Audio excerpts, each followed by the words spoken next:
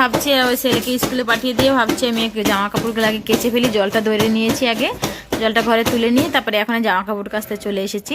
তারপরে গায়ে ধোয়াবো, গায়ে খাওয়াবো, সেটা তো পরে। গুড মর্নিং, কেমন আছো তোমরা সকলে? আশা করছি সকলে ভালো আছো, সুস্থ আছো। আজকে তোমাদের সুস্থতা কামনা করে আমি কিন্তু আজকের ব্লগটাও শুরু করছি। আর ব্লগের শুরুতেই বলে দিচ্ছি আমার কিন্তু শরীরটা আজকে একদমই ভালো নেই। কালকে যেহেতু রান্না করতে গিয়েছিলাম শরীরটা খুবই খারাপ হয়ে গেছে, মাথা খুব যন্ত্রণা করছিল। রাতে এসে কোনো রকম কটা ভাত রান্না করে খেয়ে শুয়ে পড়েছি, সকাল সকাল 9টার মধ্যে খেয়ে দিয়ে শুয়ে পড়েছি।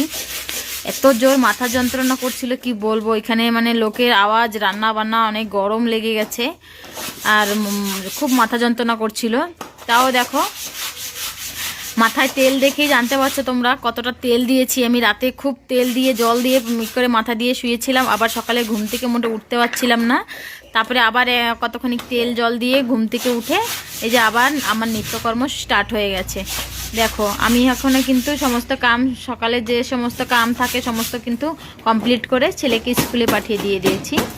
ছেলেকে স্কুলে পাঠিয়ে দিয়ে আমি তোমাদের দাদা ভাইয়ের জামা প্যান্টগুলো অনেক দিন হয়েছে কাচা হয় না, বলছে আমার জামা কাপড়গুলো কাচছো না, তাই আমি সকাল সকাল জামা কাপড় কাচতে বসে গেছি। আর যেহেতু আমাদের এখানে ওদেরটা খুব খারাপ, মানে সেজন্য সকাল সকালই বসে গেছি। এখন কিন্তু বেশি সময় হয়নি, এখন বাজে 8টা কাম।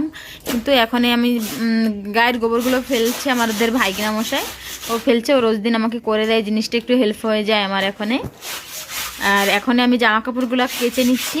আর অনেক কটাই হয়ে গেছে, মানে ডেলি যায় যেহেতু অনেক জামা কাপড় থাকে। তোমাদের দাদাভাই জামা কাপড় আজকে অনেক দিন হয়ে গেছে প্যান্ট শার্টগুলো কাচা হয় না, আর তাড়াতাড়ি করে স্নান হয়ে যায়, হয়ে যায়, ওই জন্য কাচতে পারছিলাম না। আর আমার তো রোজ দিন কাচা আছেই, রোজ দিন কাচতে কাচতে আর সময়তে ইচ্ছা করে না কাচতে।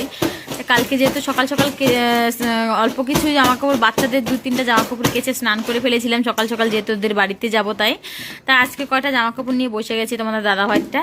তাহলে জামা কাপড়গুলো কাচতে কেচে টেচে তারপরে আবার গায়ে ধোয়াবো, গায়ে দুধ দোয়াবো, মানে গায়ে খাওয়াবো, যা হোক আর তো কর্ম আছে। আর শরীরটা আজকে খুবই খারাপ, রাতের শরীরটা এতটা খারাপ হয়ে গেছে, মানে পা হাত পা পুরো কামড়িয়ে হয়ে গেছে, অনেক বড় বড় জিনিস করছি, গা গত্র পুরো ব্যথা হয়ে গেছে। মানে ওই বড় বড় গঞ্জ নামানো ওঠানো করা হয়েছে না, আর অভ্যাস নেই না, সবসময় করি না, অনেক দিন পরে করা হয়েছে অতটা বড় বড় জিনিস নামানো ওঠানো, যার জন্য শরীরটা খুবই খারাপ হয়ে গেছে, পুরো শরীর পুরো ব্যথা হয়ে গেছে একই রকম। তোমার দাদাভাই বলছে আর যাবা কখনো রান্না করতে? কিছু কিছু জায়গায় এরকম আছে মানা করা যায় না, তারা আমাদের নিজের মতন মনে করে, তার জন্য যেতে হয়। গেছিলাম আর কি, সেজন্য একটুখানি করে দিয়ে আসলাম আর কি।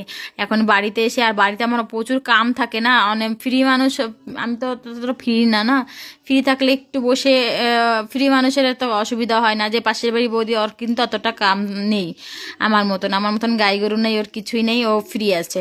কিন্তু আমার অনেকটা কষ্ট হয়ে যায়, আমার সব দিকে ম্যানেজ করে নিতে হয়, যার জন্য আমি বাইরে উঠি না।